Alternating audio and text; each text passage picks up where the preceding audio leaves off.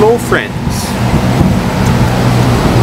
and so I first of all want to start by acknowledging, and I'll make sure I've got the words, I would like to begin by acknowledging that we are in Treaty 1 territory and that the land on which we gather is the traditional territory of the Anishinaabe, Cree, Oji-Cree, Dakota, and Dene peoples, and the homeland of the Métis.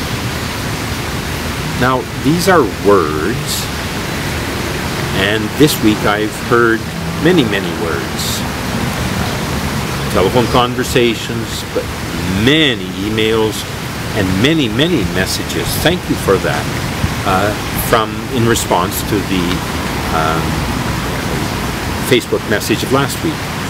And the messages have ranged from vitriolic anger, not many, to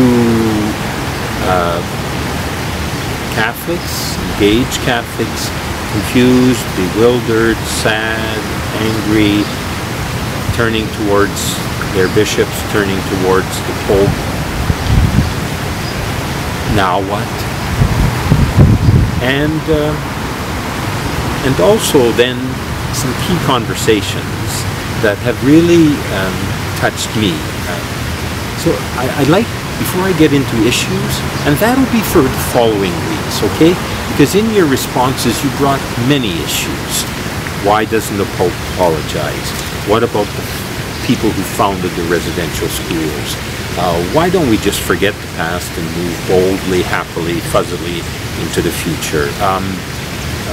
Just tons of questions, words, but what are the actions now? And, so I'll get to that, but I want to this week just share with you some conversations that I've heard and that I'm continuing to listen to. It's one thing to hear. You hear once. You listen again and again and again. And one has to really listen to the other part, the other person. So, my week. Well, on Saturday, a longish conversation, 2 hours, with a lady I know well. She's First Nations, went to residential school, got her superior education at university, and went on to become a noted and really a leader in Indigenous education here in Winnipeg, in Manitoba. And she spoke about her experience then, now, and yeah. Her opening question was, after she told me that her brother had died and we talked about that, what about the Pope? So that was the opening question, and then we just went on from there. On Sunday, a conversation between 2 working groups, one in Regina, one mostly in Ottawa, but which I'm part of, so this is all Zoom, working on, in the name of the Canadian Conference of Catholic Bishops, a word and an approach towards Indigenous spirituality. Really, really rich. We've been at this for almost 2 years, and there was an emotional explosion during that about how we were talking about certain things, but how could we, about fostering respect and learning and participation in Indigenous spirituality as sharing it with them as they allow us to, want us to. But she just blew up, saying, we gotta talk about this, once again, the scab being ripped off a wound that has never healed for the First Nations, and has never healed in Canadian society. It's just been unknown, forgotten, rendered insignificant. at all levels. And then after that conversation, then there was a conversation midweek, and that was the best one. I mean, not the easiest one. In fact, it was the hardest one. And what it was is, again, Zoom, the Indigenous and non-Indigenous in the parishes of where we have ministry in the communities up the east side of Lake Winnipeg. So it was Indigenous from Poplar, from Barrens, from Seguin, from Little Grand, and then the priests, 2 East Indians and 2 Nigerians, the 2 sisters, Nigerian sisters, and 2 Vietnamese seminarians, our seminarians, who want to go up there this summer, and then myself.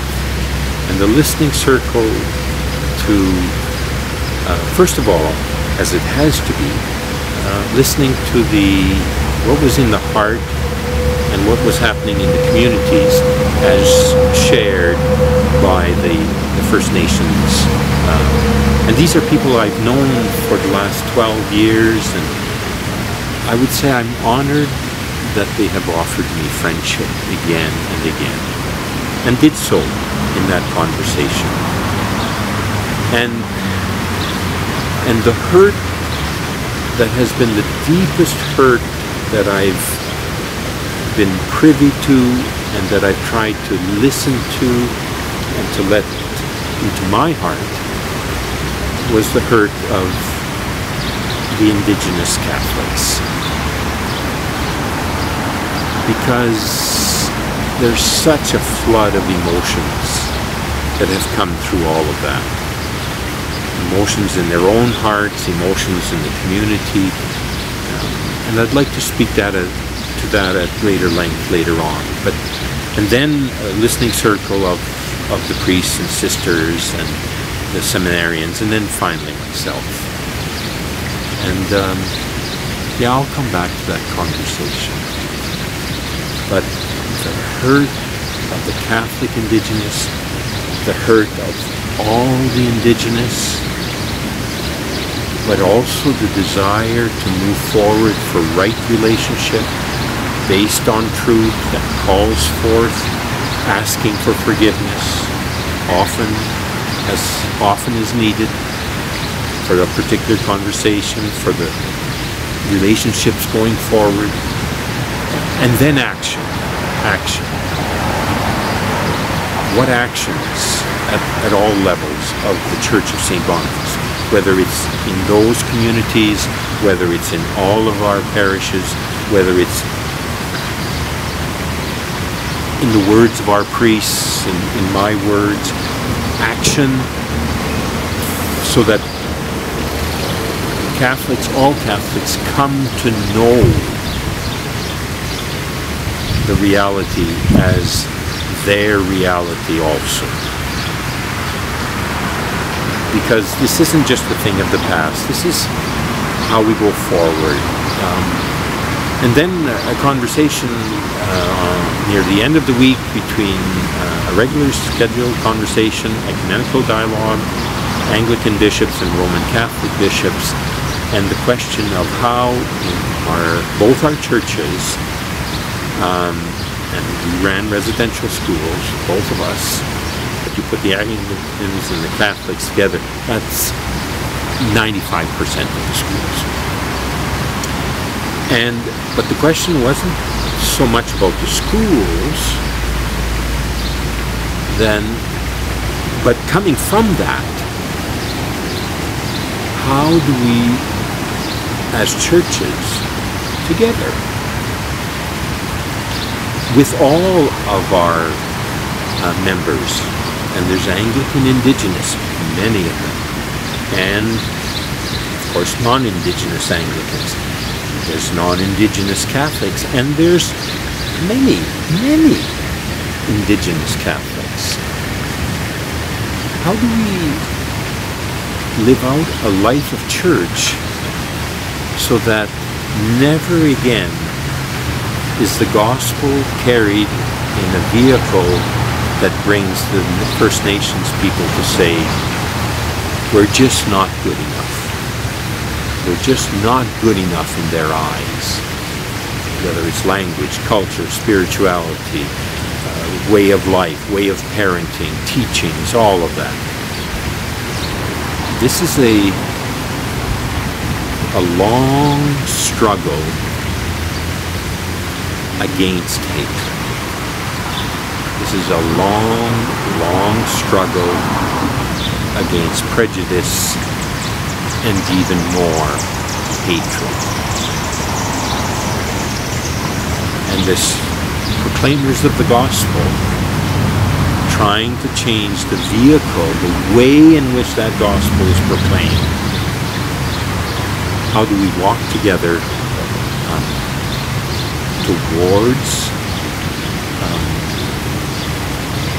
towards reconciliation, towards right relationship, justice, peace, equal respect,